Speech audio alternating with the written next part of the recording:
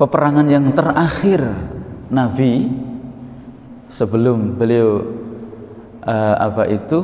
haji wada. Haji beliau hanya sekali dalam hidupnya. Kalau umrohnya sebelum haji itu ada 3 kalian. Itu adalah perang Tabuk. Perang Tabuk yang hari ini pun silabus atau silabi kurikulum dari berbagai jenjang untuk moderasi tawassut di negeri yang kita cintai Indonesia ini juga mulai diperhalus kata-kata perang nanti akan dirubah bagaimana dan sebagainya, sehingga masa kita apakah nggak bangga dengan kemerdekaan negeri yang kita cintai yang direbut bukan dengan kooperatif ataupun diplomasi, tapi jauh dengan peperangan melawan Belanda dan Jepang itu.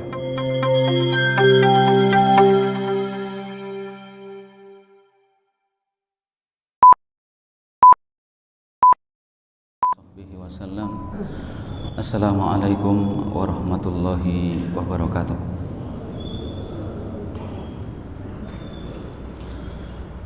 Allahumma anta rabbuna la ilaha illa anta khalaqtana wa nahnu ibaduka wa nahnu ala wa'atika wa antika mastata'na nabu'u laka bi ni'matika alaina wa nabu'u bi dhunubina faghfir lana fa innahu la yaghfiru dhunuba illa anta. Allahumma inna nas'aluka ilman nafi'a wa rizqan thayyiba wa amalan taqabbala. Allahumma inna na'udzubika min ilmin la yanfa' wa min qalbin la yakhsha wa min nafsin la tasba' wa min da'watin la yustajabu laha. Allahumma taqabbal minna salihah a'malina. Alhamdulillah, para bapak, para ibu, saudara sekalian jamaah salat subuh, mudah-mudahan dimuliakan oleh Allah dan yang kami hormati. Setelah bersyukur kepada Allah Subhanahu wa taala, kami berangkatkan dari hadis Rasulullah sallallahu alaihi wasallam yang diriwayatkan oleh Imam At-Tirmidzi. Tuba liman hudiya ilal Islam wa kana 'aishuhu kafafan wa qana'an. Sungguh beruntung orang itu dalam hidup ini mendapatkan hidayah Islam.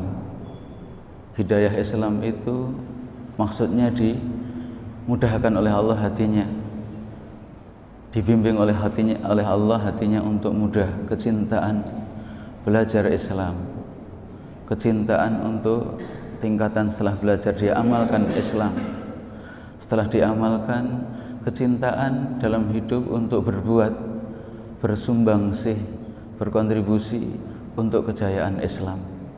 Wa kana 'aishuhu kafafan, sekalipun secara kasat mata, secara ekonomi kebutuhan hidupnya hanya pas-pasan saja, tapi ditanamkan oleh Allah rasa puas urusan keduniaan di dalam hatinya, kemudian dia semangat merespon taufik dari Allah, yaitu kecintaannya kepada Islam, hidayah untuk terus belajar Islam, hidayah untuk terus mengamalkan Islam, hidayah terus untuk berbuat di bagiannya membela agama Islam sampai mati.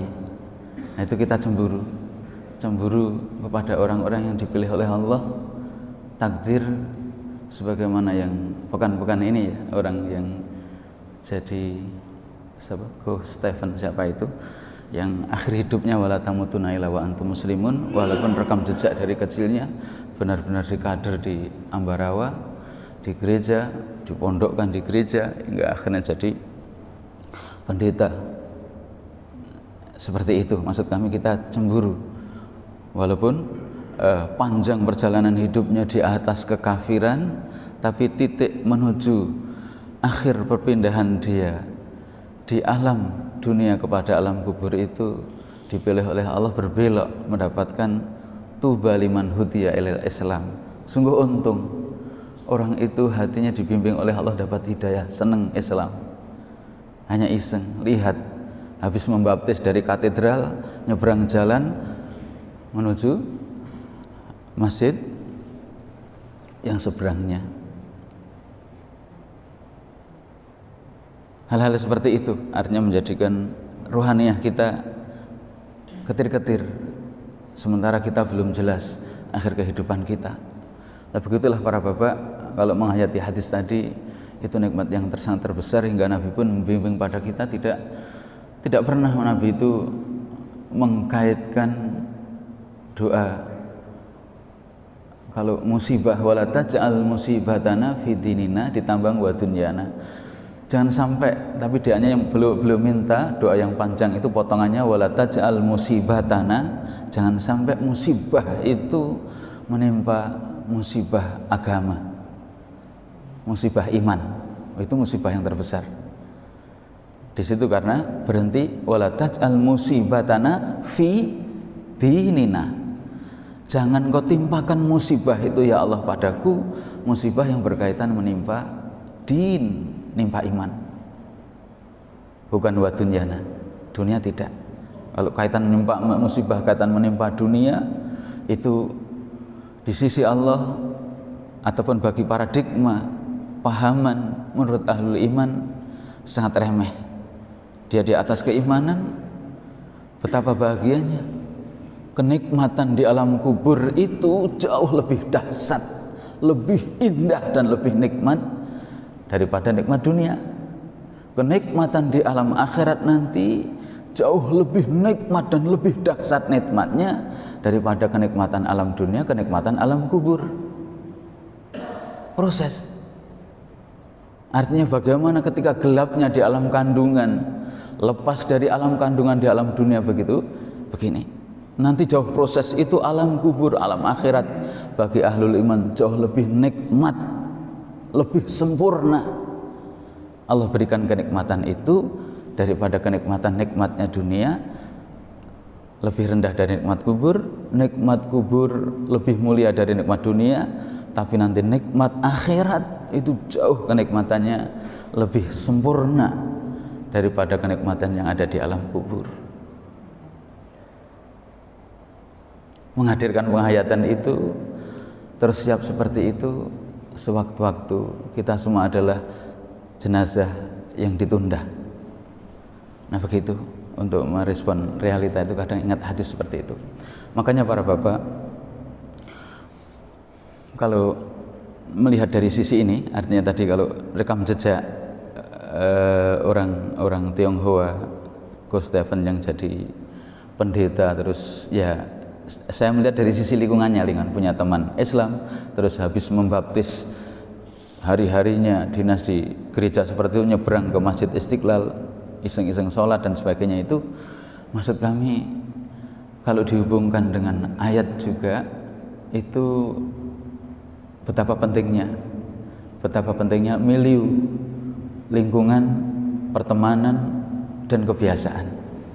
Itu sangat mempengaruhi perasaan, pikiran, dan perbuatan manusia. Kita jauh dari kendali orang yang membantu urusan akhirat kita. Kita jauh dari orang yang membimbing urusan rohaniah kita, amal bareng kita.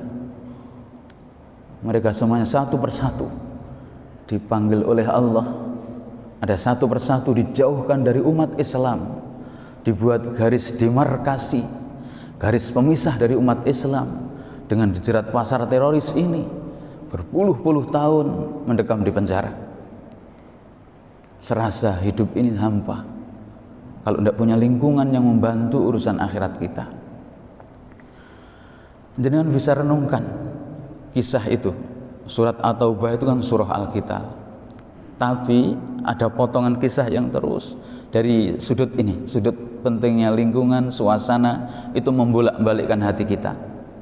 Ayat 100, 17, 18, 19, 20, 21 itu asbabun nuzulnya kan laqad taballahu 'alan nabi wal muhajirin wal ansor alladzina taba'uhu fi sa'atil usrah min ba'di ma kada yazighu qulubu fariqum minhum tsumma taba 'alaihim innahu huwat tawwabur rahim.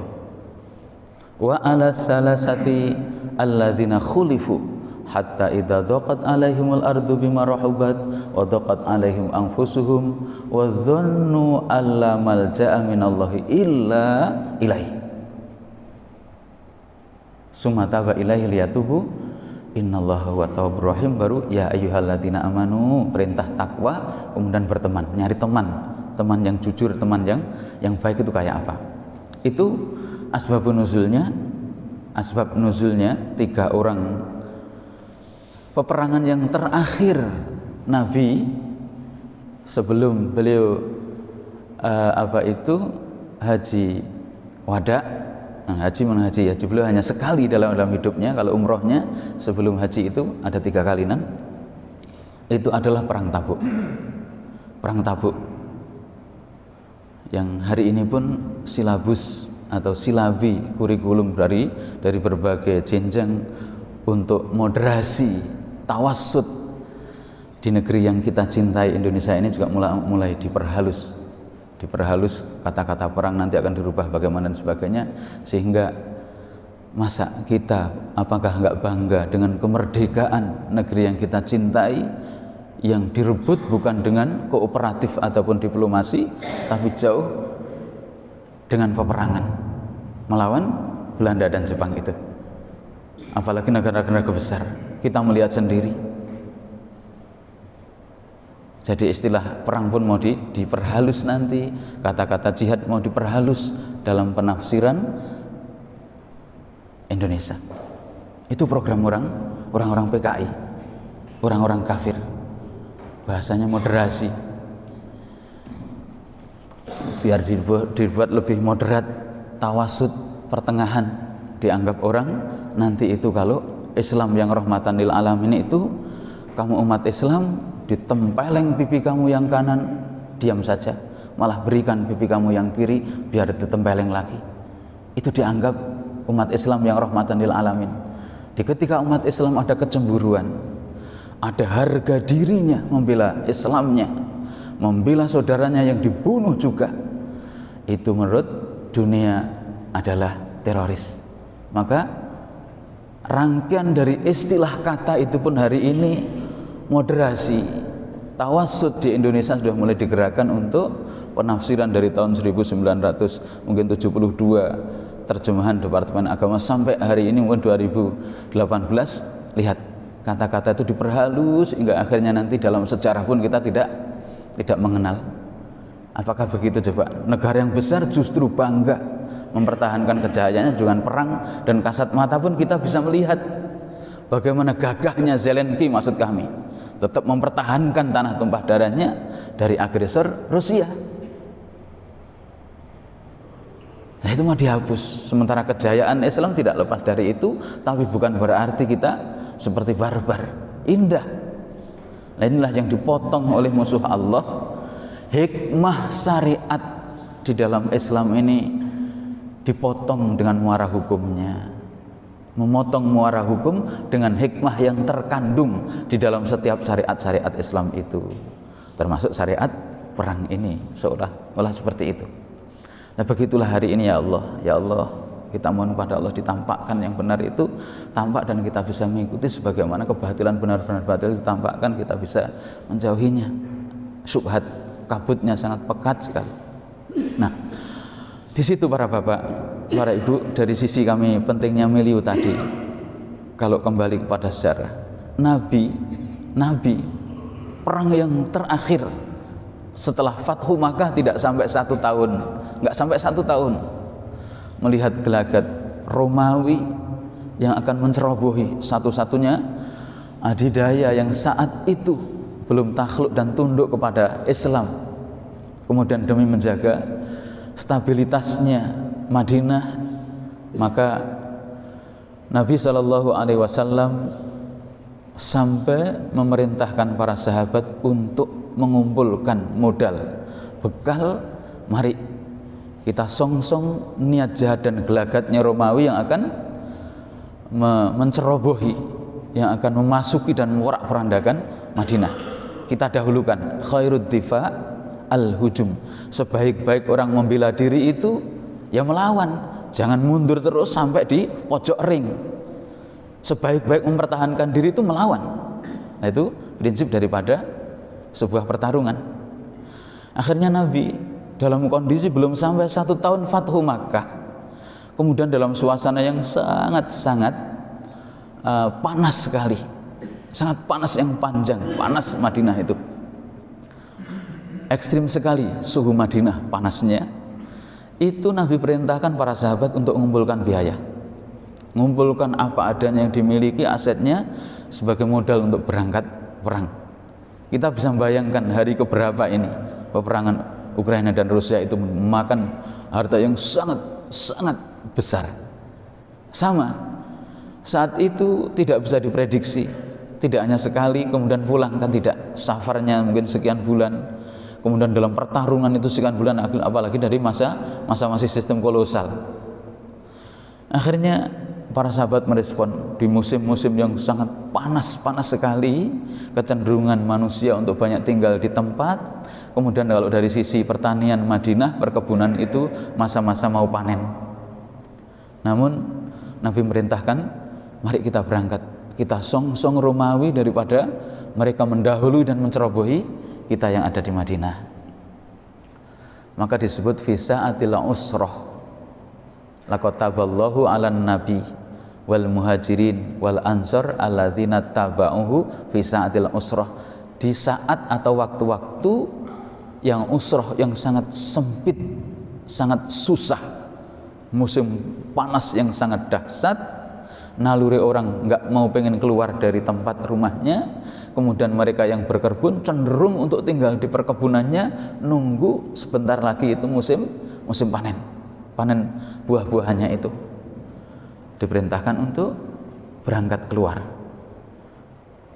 disuruh mengeluarkan biaya, hingga Utsman bin Affan yang terkenal dalam sejarah itu, sekian kontainer, kalau kita bahasakan ratusan unta yang penuh dengan perniagaan yang siap mau diberangkatkan Syam, semuanya dihibahkan kepada Rasulullah, termasuk untanya sebagai kendaraan, termasuk seluruh perbekalan yang ada di atas unta disiapkan. Tidak cukup itu, uang dinarnya sekian ratus dinar dipasrahkan, untanya, hartanya.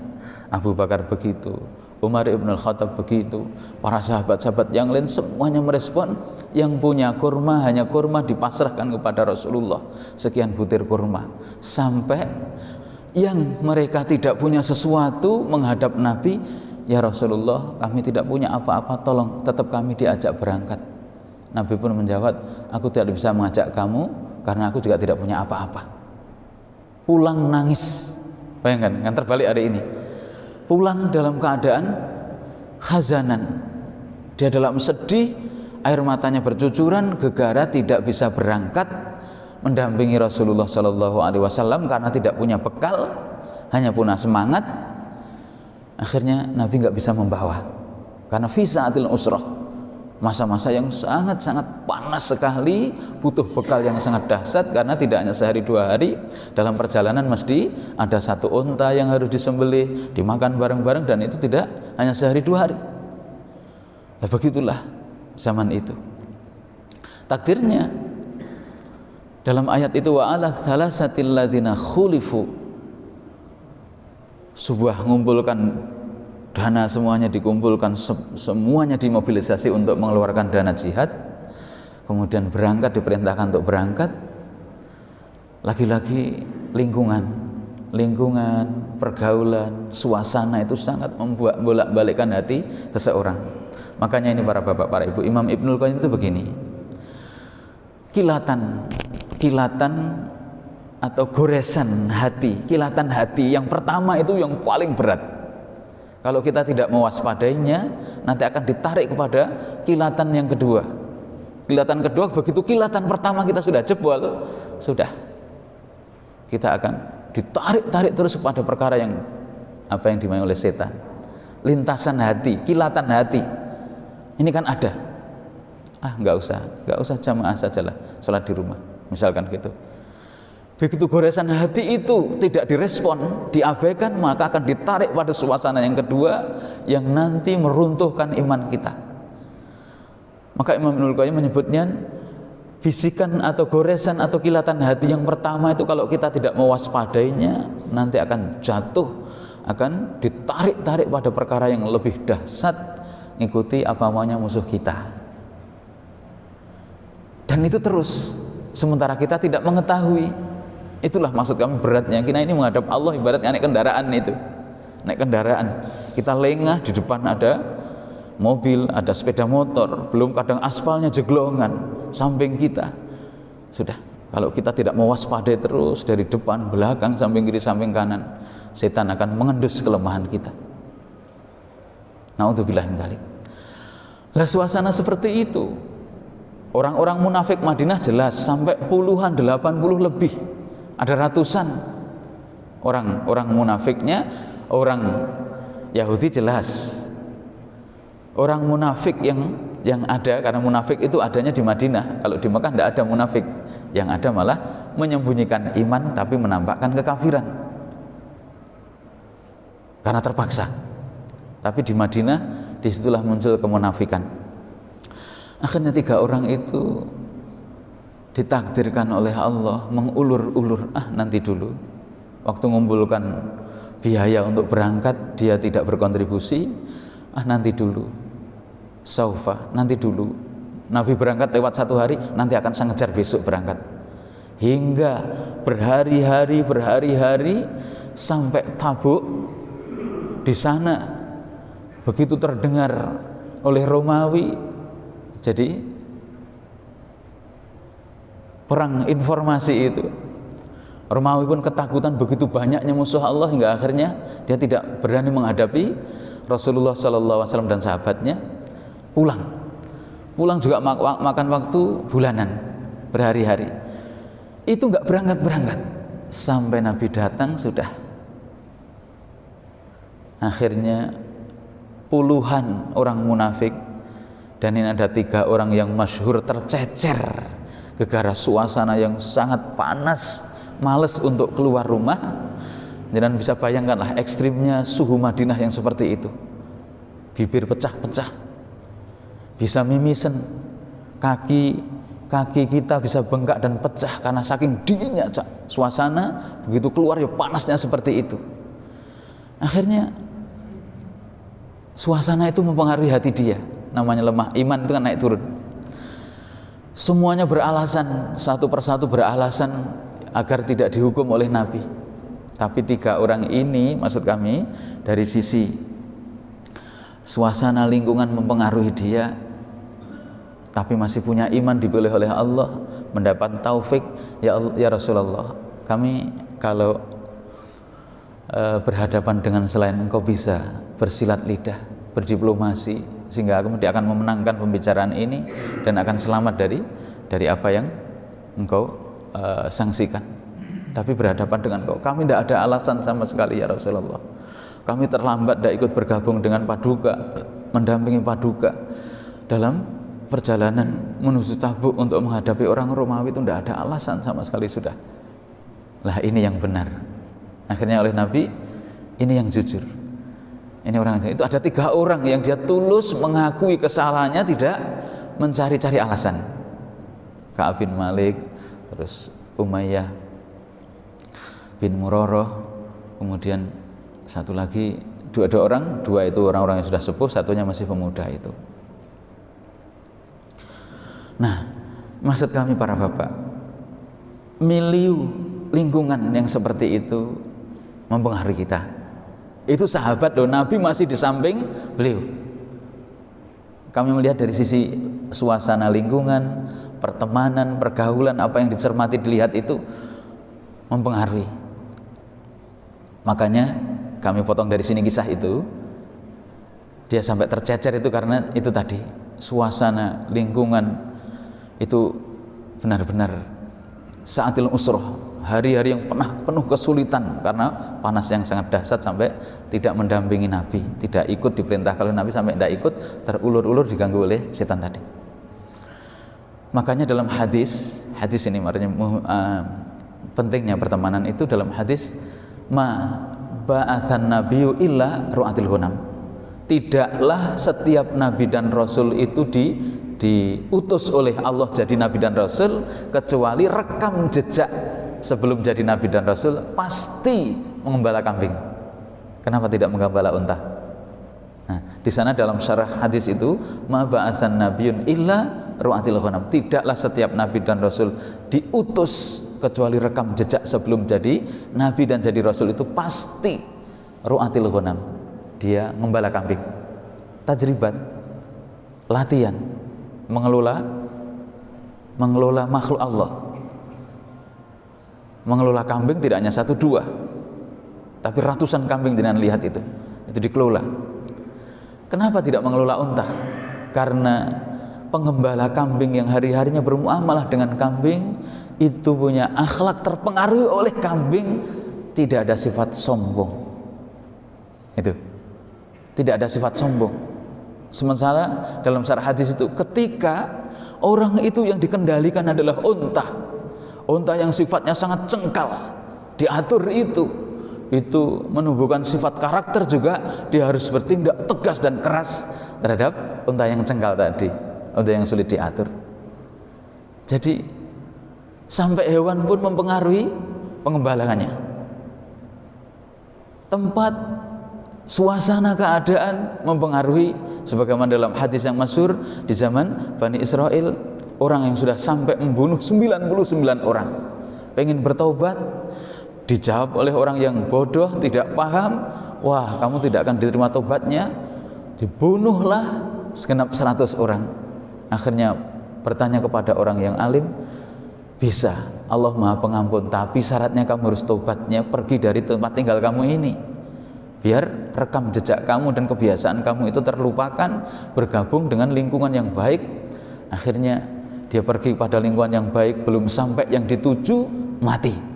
Malaikat surga dan malaikat neraka rebutan itu. Itu diantara hikmah, lingkungan itu sangat mempengaruhi. Pertemanan kurang apa? Namanya paman Rasulullah Sallallahu Alaihi Wasallam, yaitu Abu Thalib. Abu Thalib, adiknya bapaknya Rasulullah Sallallahu Alaihi Wasallam yang melindungi Nabi kita Sallallahu Alaihi Wasallam ketika sakaratul maut, karena punya teman dan relasi pejabat orang-orang yang tinggi di Quraisy namanya Abu Jahal. Ketika sakaratul maut ditalkin oleh Rasulullah, hai pamanku, qul la ilaha illallah tuflihu, ucapkan la ilaha illallah hai pamanku, ucapkan satu kalimat itu, aku punya alasan nanti di hari kiamat berhujjah di hadapan Allah. Ucapkan itu saja sebelum meninggal, walaupun kamu sebelumnya belum Islam. Ketika sakaratul maut itu sudah sakit-sakit yang sangat dahsyat, yang sebentar lagi detik-detiknya roh itu akan keluar dari jasadnya. Dia melihat Rasulullah ucapkan pamanku kalimat la ilaha illallah. Gegara, dia juga punya relasi dan teman yang kafir, Abu Jahal. Di sampingnya satu lagi juga orang kafir, siapa itu? Masa kamu rela meninggalkan milah agama nenek moyang kita, wahai Abu Thalib? Dia menoleh pada Rasulullah dalam kondisi kritis pertarungan yang terakhir.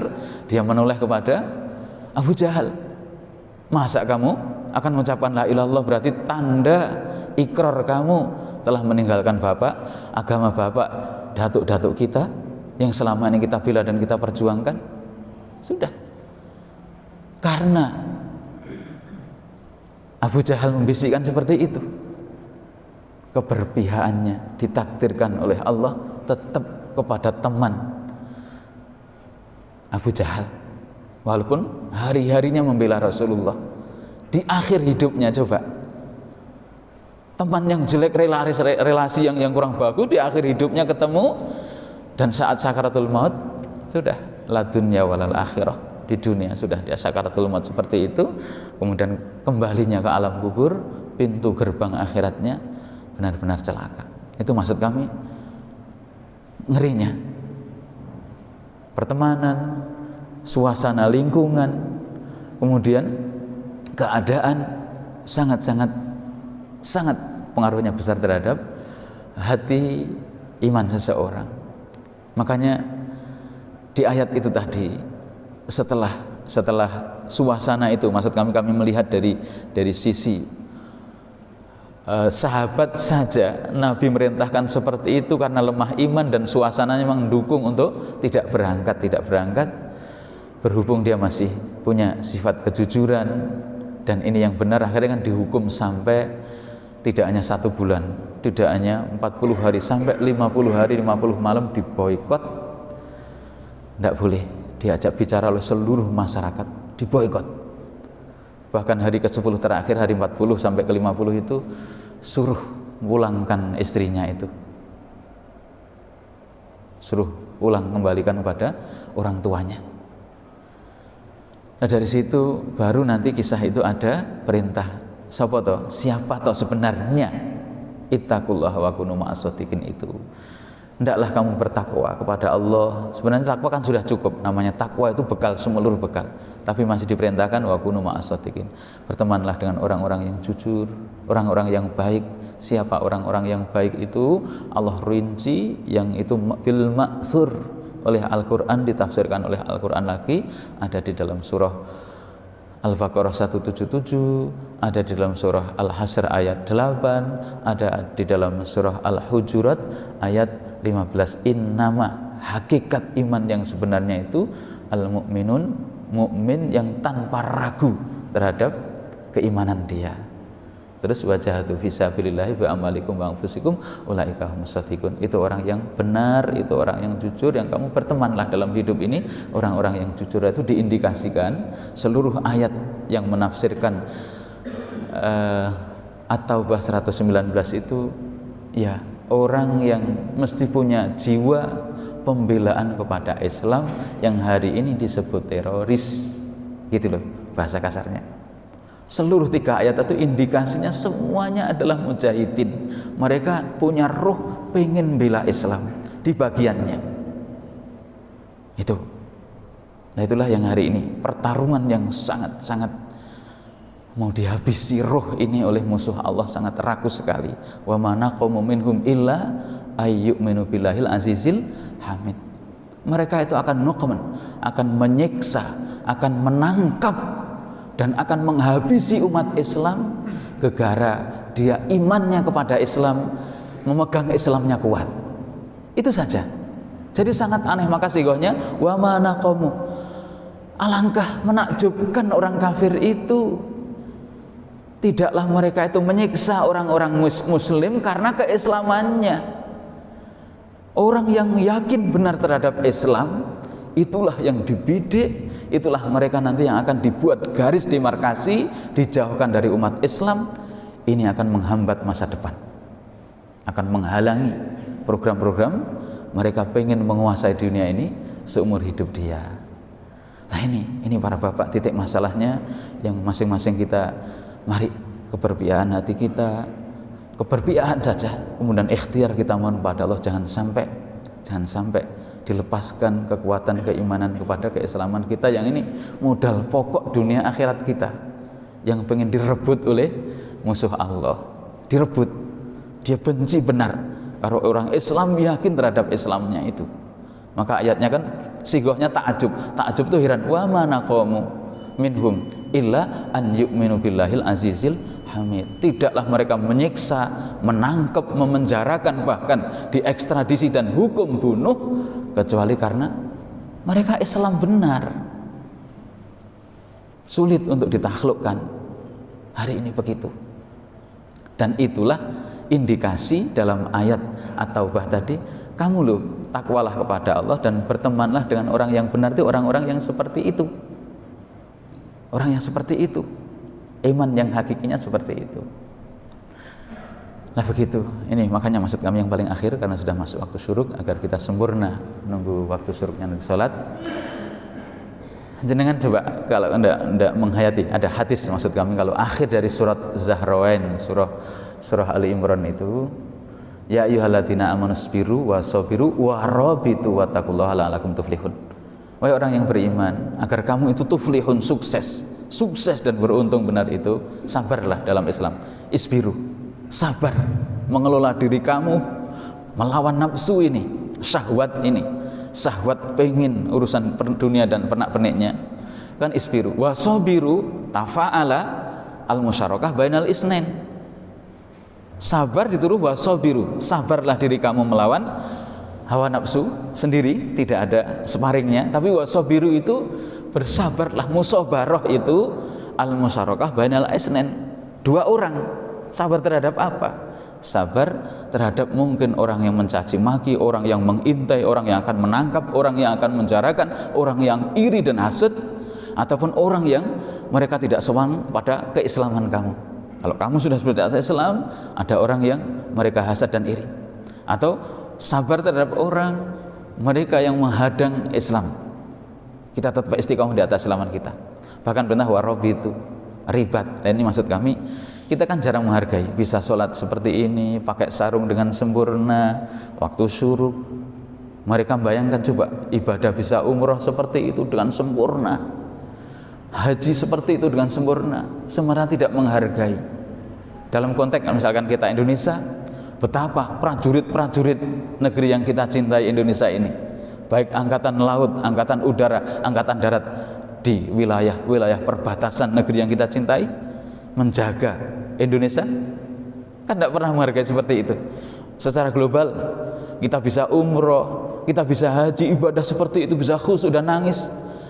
Adakah hati kita berpihak umat Islam yang hari ini mempertahankan kehormatan kaum muslimin di tapal batas, khususnya zona-zona yang ada di Syam sana, kelompok-kelompok yang mereka mempertahankan Palestina, mempertahankan akidah Ahlussunnah yang ada di Suriah, yang ada di Irak, yang dicerobohi oleh Syiah.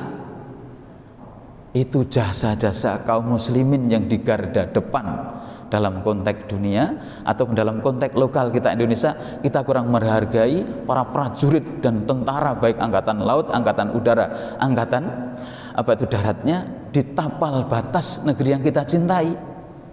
Mereka akan menjaga. Sama ribat, kita akan bisa menghargai amalan-amalan besar yang dimatikan oleh musuh Allah, yaitu berperang itu. Karena kalau ibarat rumah Islam, Islam ini ibarat rumah, ibarat masjid ini,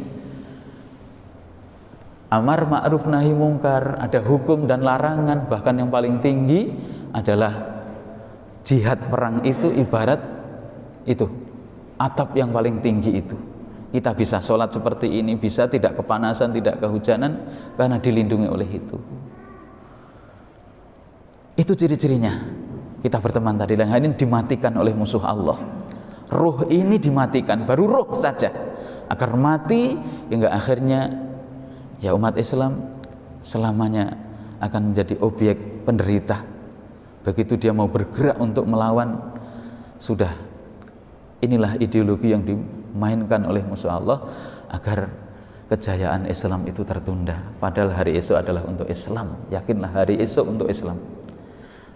Itulah para bapak sekalian, para ibu, mari kita di suasana yang penuh syubhat, kekaburan yang sangat pekat, syahwat yang sangat ngeri hari ini, yang diagung-agungkan, disimbolkan adalah simbol dunia seseorang. Kita mohon pada Allah iman kita tetap utuh di atas ketakwaan dan keimanan, kemudian kembali kepada Allah membawa iman kayak itu siapa? Stephen siapa itu, orang yang dari kecil dididik jadi pendeta, tapi ya Allah matinya di atas keimanan di detik-detik terakhir. Artinya kan perjalanan hidupnya kan pendek, terus meninggal beberapa pekan ini. Itu ada rasa cemburu, itu cemburu. Mudah-mudahan kita istiqomah, kemudian mendapatkan husnul khatimah. Wallahu a'lam bishawab. Aku qouli hadza wa sallallahu ala nabiyyina Muhammad wa ala alihi wa sahbihi wasallam. Subhanakallahumma wa bihamdika asyhadu an la ilaha illa anta astaghfiruka wa atubu ilaik. Assalamualaikum warahmatullahi wabarakatuh.